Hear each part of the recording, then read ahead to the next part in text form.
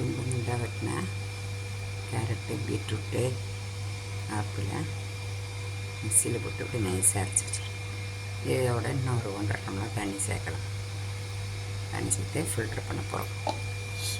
அதுதான் ABC juice.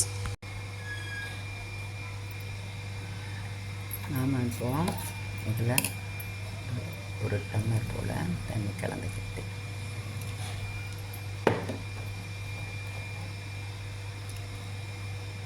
ஒன்றரை tumbler தண்ணி மொத்தமாக ஊற்றிட்டேன்.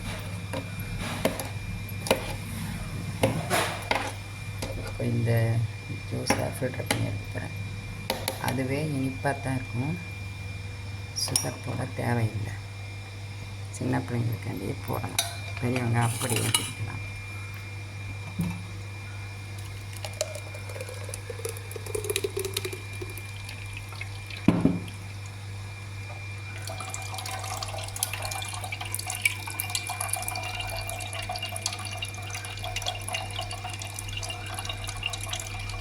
மொத்தமாக வடிகட்டி எடுத்துட்டு இந்த சக்கை மாதிரி இருந்தால் இதில் மறுபடியும் ஒரு 1/2 டம்ளர் ஊற்றி எடுத்துக்கலாம்.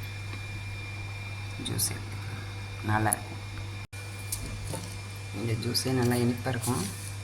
குழந்தைகளுக்காண்டி இன்னும் இனிப்பாக இருந்தால் வேப்ப மசாலா பண்ணிட்டு ஒரு 4 ஸ்பூன் சர்க்கரை சேர்த்துக்கிறேன்.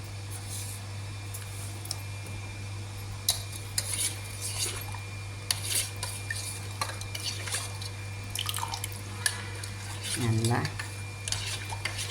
சர்க்கரை கரைஞ்சதும் ஐஸ் கூல்டெல்லாம் வேண்டாம், அப்படியே சாப்பிடவே நல்லா. குழந்தைங்களுக்கு வாரத்தில் 2 நாள் இதை கொடுத்தா ஹீமோகுளோபின் அதிகரிக்கும். அப்புறம் கண் பார்வை நல்லாயிருக்கும். கேரட்டில் விட்டமின் ஏ இருக்கிறது, ஆப்பிளில் சத்து இருக்குது.